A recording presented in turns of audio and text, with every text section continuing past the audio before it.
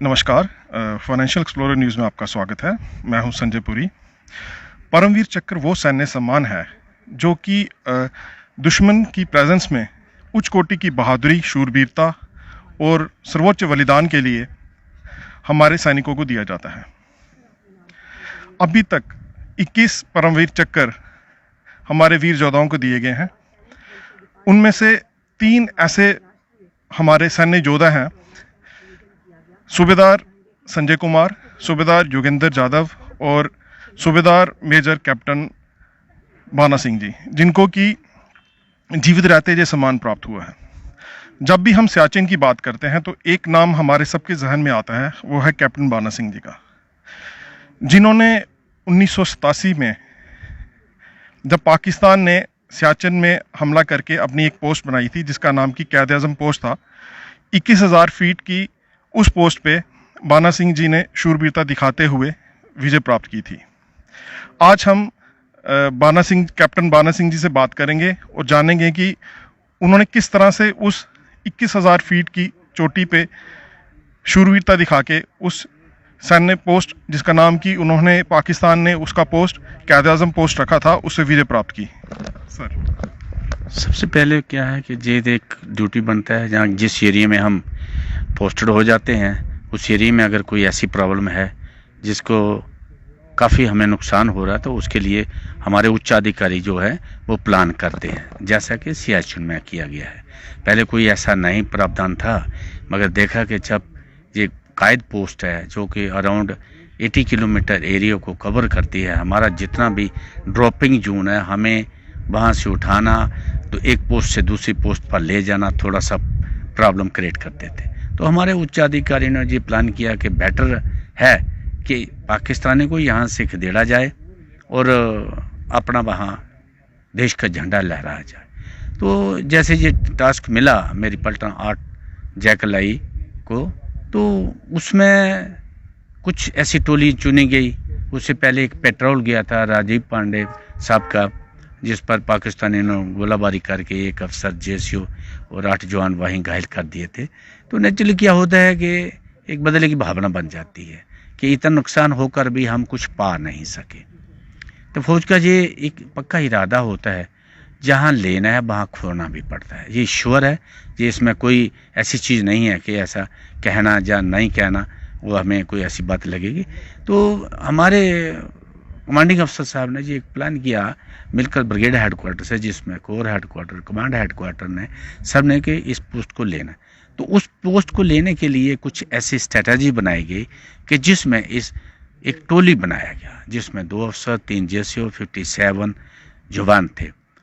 तो उस चीज़ को सब मद्देनजर रखते हुए आप सब जानते हैं, सुनते हैं, पढ़ा है, सब जगह आया है कि -50 डिग्री में दुश्मन के साथ लोहा लेना और अपने जवानों को मोटिवेट करना और दुश्मन के ऊपर हावी होना, ये दम चाहिए था। मगर वो हमारे हिंदुस्तान आर्मी में दम है, तब हमने उस पोस्ट को अपने कब्जे में लिया जिसकी हाइट 21,153 फुट है और उस पर भारत का झंडा लहराया। और जो कमांडर वहाँ पर दोबारा पहुँचे उन्होंने ये भी देखा कि ये कितना मुश्किल था। हमने तो अगर हम बोल देंगे इम्पॉसिबल है, नेवर आई से सच वर्डिंग्स कि is impossible, everything is possible front of the man. जो भी एक फौजी है, जो भी टास्क उसको देंगे वो उसको उस कार्य को, उस टास्क को पूरा करेगा, चाहे उसको जान की बाजी भी क्यों ना लगानी पड़े। वहाँ पर फिर हमारे कमांडर चंद्र सिंह नोगियाल भी वहाँ आए, उन्होंने देखा, पूरा एरिया फेमलाइज किया, सारा देखा कि यहाँ कैसे स्थिति है। फिर उन्होंने जिस सराहना की कि बाना इतनी हाइट पर ना तो कोई दुश्मन की लड़ाई हुई है ना होगी।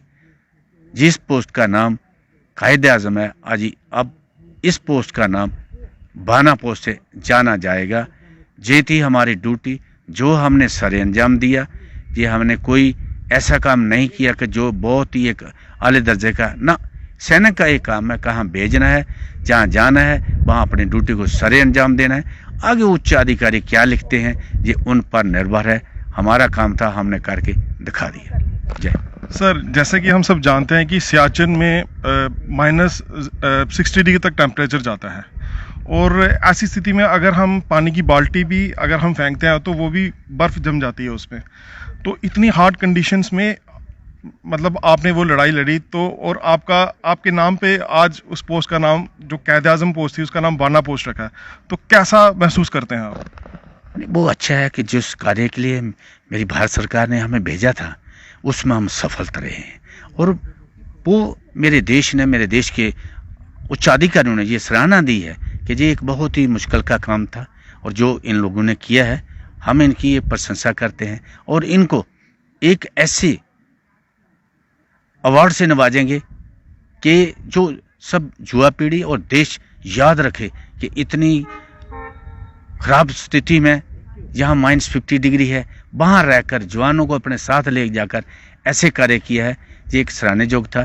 तो ये निर्भर करता है उच्च अधिकारियों के ऊपर। हमारा काम है काम करना, फैसला देना ऊपर वाले के हाथ में।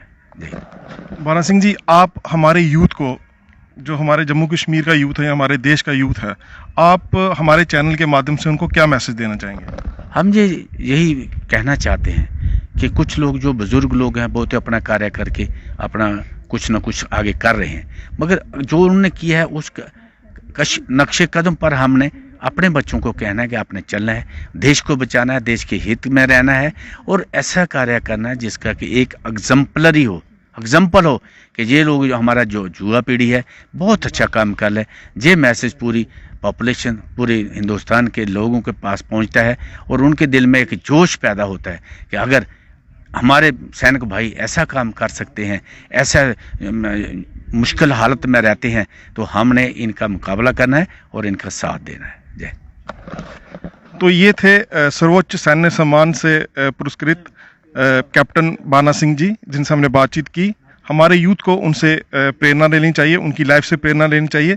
देश और दुनिया के लिए यूं ही बने रहें फाइनेंशियल एक्सप्लोरर न्यूज़ के साथ। नमस्कार।